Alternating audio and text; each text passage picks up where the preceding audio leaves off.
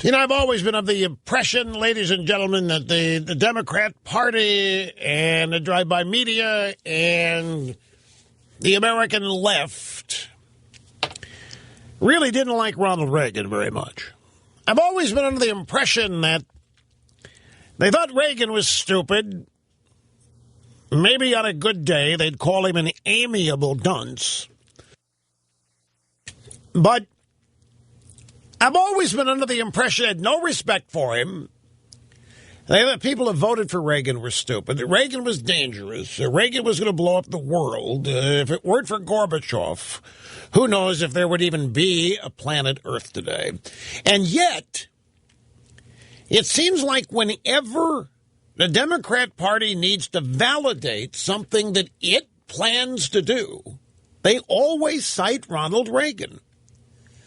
They cite Ronald Reagan sometimes when they're going to do something on economics. They cite Ronald Reagan. I don't have all the times in front of me. I can't list them. But you know as well as I do that they frequently go back and cite Ronald Reagan. Now, it may not be that they're doing so out of respect for Reagan, but it certainly is true to say that they are citing Reagan to validate what they're doing. And particularly when it comes to Obama's upcoming amnesty that looks like it's going to be announced on Friday from Las Vegas.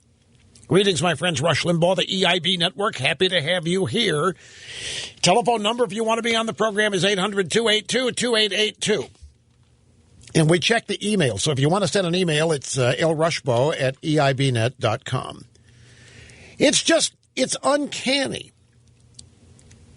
to me how often the Democrat Party, when they get in a jam and when they know they're doing something that is untoward, when they know they're doing something that's not above board, like this clearly is not above board, they go back and they cite Reagan. Well, Reagan did it. It's not just to persuade conservatives. That's not why they're doing it. They know that Reagan actually has credibility with people. That's the dirty little secret. They know that Ronald Reagan was beloved and adored, and they know that despite their best efforts, the American people have profound respect for Ronald Reagan. Notice they don't cite Bill Clinton. They don't go back and they don't cite FDR. They don't go back and cite Truman very often. They always go back to Ronaldus Magnus. And they're doing that to justify what Obama's going to do here with his executive order that will grant amnesty to 5 million illegal aliens. And they're out there claiming Reagan did this. Reagan never did this. And, of course, the AP and the drive-by media are falling right in line, writing stories. The White House is dictating, claiming, well, this is no big deal. Reagan did it. Bush did it. What are you crying about? Well, if Reagan did it, how come we're only hearing about it on the eve of Obama doing it? If Reagan did this, then why did Obama once say he didn't have the power to do this?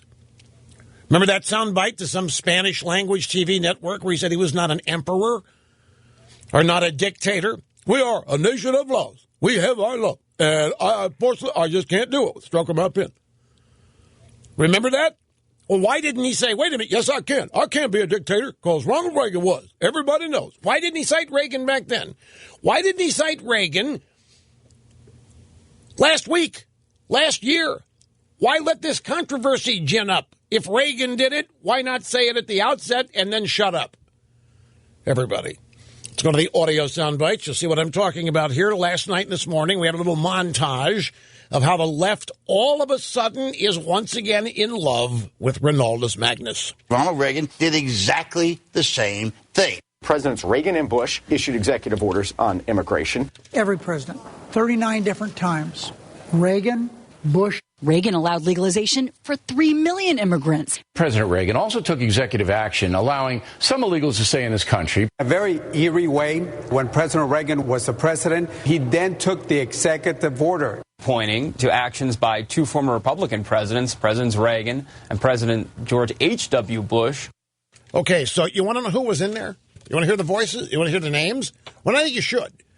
The first up was Bob Beckel.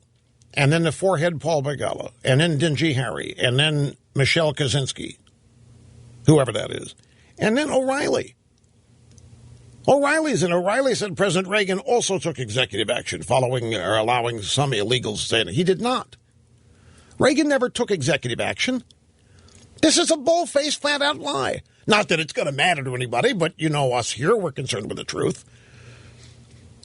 Henry Cuellar, David Catanese, or Catanese, those are the people in the soundbite that you just heard. So if you're saying, well, Rush, you're being so bold about this, I mean, Reagan didn't do it.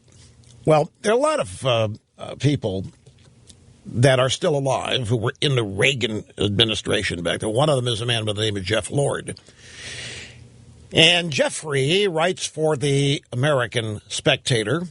He writes for Conservative Review, and he also occasionally puts together some pieces for our buddies at Newsbusters, Brent Bozell. And he has a piece posted at Conservative Review entitled Ronald Reagan and Immigration, the AP Distortion. Jeffrey worked in the Reagan administration. Now, his piece prints out to 4 pages, but I don't need that. What is the difference between Reagan and Obama? Reagan, in fact, folks, I'm almost speechless here as I prepare to explain to you just how big the left is distorting this. Ronald Reagan signed a piece of legislation. It was the Simpson-Mazzoli Act. It was 1986. Congress debated and passed a law to grant amnesty to 3 million illegal immigrants, and Reagan signed it. They are saying that's exactly what Obama's going to do. They are claiming that Obama or Reagan signing legislation, thereby making it legal, is the same thing as an Obama executive order. It's breathtaking what they're trying to say here. Reagan had a statute behind him. The statute was called Simpson-Mazzoli. The very law that Reagan had signed was signed after it was passed by Congress. What Obama is about to do is write a law or rewrite a statute all by himself. And it is breathtaking here. You think that Gruber was exaggerating. They do think you're stupid. They really do believe that you are stupid. They really believe that they can make you think that Reagan signing a piece of legislation is identical to Obama writing and signing an executive order. Well, Reagan did it. Technically, Reagan granted amnesty. What are you complaining about? Reagan granted amnesty. And George H.W. Bush, he granted amnesty. So Obama's not doing anything different. Well, yeah, it's totally different. Because there is no legislation. The president cannot write law. The president can't make it up. Whether Congress is a bulwark or not, whether Congress is in his way, the Constitution does not say, in case the Congress refuses to cooperate with the president may, in that case, create his own law. It doesn't say that. And Obama knows it doesn't say that because he's been out there on TV in previous years telling angry Hispanics that he's not a dictator, that he's not an emperor, and he can't do it. And that's been his excuse all along. He doesn't have the power to do it. Now all of a sudden he does. And along comes the dictate from the White House to inform the media, hey, it's no different than what Reagan did. So there are two things here. The blatant lie in equating an executive order with signing legislation. And then having to cite Reagan to validate something a Marxist, a Democrat president is doing. It's just fascinating to watch all this.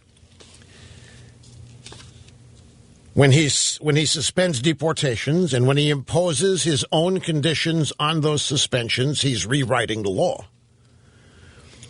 And that's what Obama is doing. And that violates his oath to enforce and uphold the law as it's written. The American people, the Congress, and the courts need to know that we have a president who will enforce the law. And when he says, I will not enforce the law because I don't like it or because I'm impatient, that doesn't wash under the Constitution. Now, there's some other Judge Napolitano is cited in this story by Jeff Lord in this fashion. A judge goes on to say quite pointedly and specifically what is the Reagan-Obama difference. Every president since Eisenhower has suspended some deportations. President Reagan did it to 100,000 families. He did it on the basis of the 1986 statute enacted by the Congress. President George H.W. Bush did it for 1.5 million people. Only about 350,000 took advantage of it, and it was based on his interpretation of the statute. President Obama does not reinterpret a statute here. He takes a statute and says, I'm going to disregard it. I don't like it. It doesn't do what I want it to do, so I'm going to give you a better one. I'm going to set down a set of standards that I would have written had I been the lawmaker. But he's not the lawmaker. He's a law enforcer. So Reagan and previous presidents, when they suspended some deportations, did so under the guidelines of a statute that was in existence. They were not creating law. They were not adding to it. They were not subtracting from it. They were using it. Obama is doing none of the sort. And it's just, I don't know, it's fascinating here to watch the effort, and it's pedal to the metal, underway here to try to equate Obama with Ronald Reagan. And I don't know, I'm a little side issue or aspect of this. It really offends me greatly to see them tarnish Reagan this way, because that's what this is. Barack Obama is no Ronald Reagan in his dreams. And the idea that he is Ronald Reagan and is doing nothing different than Reagan did is offensive as it can be to me, because it's distorting Reagan, it is impugning Reagan, and of course, Obama doesn't have the respect and admiration from enough people to be able to get by with this on his own. If Obama were respected, if he had a decent amount of respect, if it was thought that he had integrity, if Obama was indeed the charismatic messianic figure people thought they would elect, they wouldn't care why it was. They would trust him. They would accept what he's saying because they believed him, because he has integrity and honesty. He's the president doing the best in the world for the country. People would think that, but he doesn't own that because people do not think that of him. They don't think he's out for the best for the country. They don't think he's got honesty. They don't think his approval number is now 37% now, by the way. Have you seen that? Of course you haven't. Why am I asking? Of course you haven't. It's just out today. The Obama approval down 37%. So he cannot do this on his own. He doesn't have the weight. He doesn't have the gravitas. He does not have the character to pull this off on his own. He doesn't have the ability to say, I'm going to do this. It's legal. I'm President Obama. We need to do this. It's good for the country, and have everybody support it because they believe him, because they don't support him and they don't believe him. And so he has to cite for his own gravitas and credibility Ronald Reagan, and in the process distort, impugn, and malign Reagan in order to stand on the same stage with him.